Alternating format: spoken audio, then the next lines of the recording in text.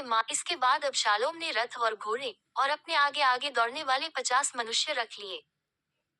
और अबशालोम सवेरे उठकर फाटक के मार्ग के पास खड़ा हाँ करता था, और जब जब कोई मुद्दई राजा के पास न्याय के लिए आता, तब तब अबशालोम उसको पुकार के पूछता था, तू किस नगर से आता है? और वह कहता था कि तेरा दास इसराइल के फुलाने गोत्र का है। तब अबशालोम उससे कहता था कि सुन, तेरा पक्ष तो ठीक और न्याय का है, परंतु राजा की ओर से तेरी सुनने वाला कोई नहीं है। फिर अबशालोम ये भी कहा करता था कि भला होता कि मैं इस देश में न्याय ठहराया जाता, कि जितने मुकद्दमा वाले होते वे सब मेरे ही पास आते और मैं उनका न्याय चुकाता। फिर जब कोई उसे दंडवत करने को निकट आता, तब वह हाथ बढ़ाकर उसको पकड़ के चूम लेता था।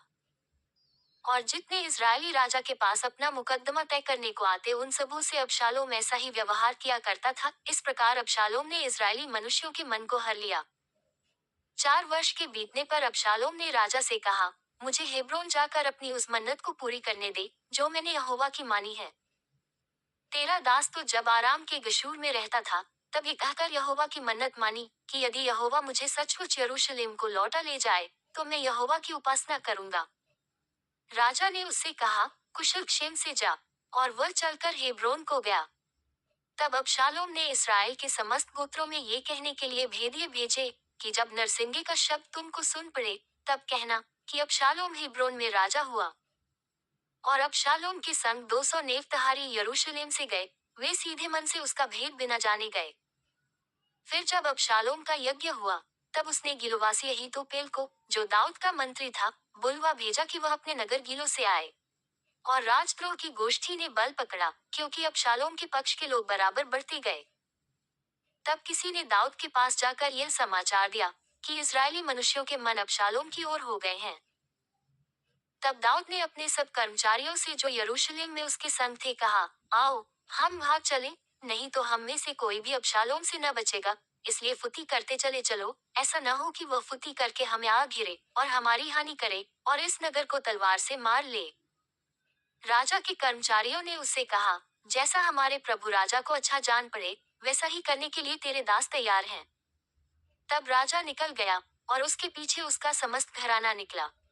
और राजा 10 रखेलियों को भवन की चौकसी करने के लिए छोड़ गया। और राजा निकल गया, और उसके पीछे सब लोग निकले, और वे बेतमेर्हक में ठहर गए। और उसके सब कर्मचारी उसके पास से होकर आगे गए, और सब करेती और सब पकेती और सब गति, अर्थात जो 600 पुरुषगत से उसके पीछे हो लिए थे, वे सब राजा के सामने से होकर आगे चले। तब राजा ने गति इत्ते से पूछा, हमारे संग तू क्यों चलता है? लौटकर राजा के पास रह, क्योंकि तू परदेशी और अपने देश से दूर है, इसलिए अपने स्थान को लौट जा। तू तो कल ही आया है, क्या मैं आज तुझे अपने साथ मारा मारा फिराऊं? मैं तो जहां जा सकूंगा वहां जाऊंगा। तू लौट जा, और अपने भाइयों को भी लौटा दे। ईश्वर की करुणा और सच्चाई तेरे संग रहे। इत्ते ने राजा को उत्तर देकर कहा, यहोवा के जीवन की शपथ और मेरे प्रभु राजा के जीवन की शपथ, जिस किसी स्थान में मेरा प्रभु राजा रहेगा, चाहे मरने के लिए हो चाहे जीवित रहने के लिए, उसी स्थान में तेरा दास भी रहेगा। तब दाऊद ने इत्ते से कहा, पार चल। सो गति इत्ते अपने समस्त जनों और अपने साथ के सब बाल बच्चों समेत पार हो गया। सब रहने वाले चिल्ला चिल्ला कर रोए, और सब लोग पार हुए, और राजा भी किद्रों नाम नाले के पार हुआ, और सब लोग नाले के पार जंगल के मार्ग की ओर पार होकर चल पड़े।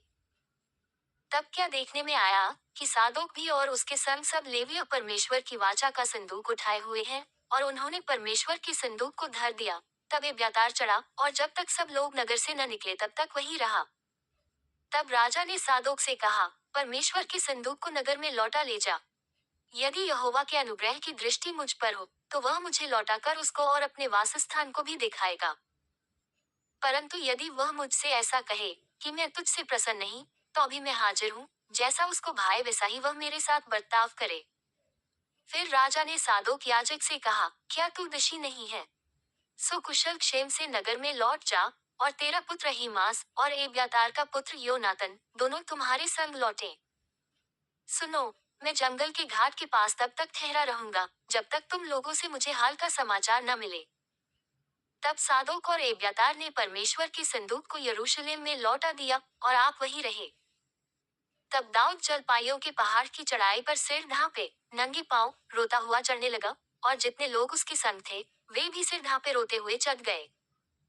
तब दाऊद को ये समाचार मिला कि अबशालोम के संगी राजद्रोहियों के साथ अहीतोपेल है। दाऊद ने कहा, हे यहोवा, अहीतोपेल की सम्मति को मूर्खता बना दे। जब दाऊद चोटी तक पहुंचा जहां परमेश्वर को दंडवत किया करते थे, तब अरेकी हुशै अंगरखा फाड़े सिर पर मिट्टी डाले हुए उससे मिलने को आया। दाऊद ने उससे कहा, यदि तू मेरे संग आगे जाए तब तो मेरे लिए भार ठहरेगा, परंतु यदि तू नगर को लौटकर अबशालोम से कहने लगे, हे राजा, मैं तेरा कर्मचारी हूँगा, जैसा मैं बहुत दिन तेरे पिता का कर्मचारी रहा वैसा ही अब तेरा रहूंगा, तो तू मेरे हित के लिए अहीतोपेल की सम्मति को निष्फल कर सकेगा। और क्या वहां तेरे संग सादोक और एब्यातार याजक न रहेंगे? इसलिए राजभवन में से जो हाल तुझे सुन पड़े उसे सादोक और एब्यातार याजकों को बताया करना। उनके साथ तो उनके दो पुत्र अर्थात सादोक का पुत्र अहीमास और एब्यातार का पुत्र योनातन वहां रहेंगे, तो जो समाचार तुम लोगों को मिले उसे मेरे पास उन्हीं के हाथ भेजा करना। और दाऊद का मित्र हुशै नगर को गया और अबशालोम भी यरूशलेम में पहुंच गया।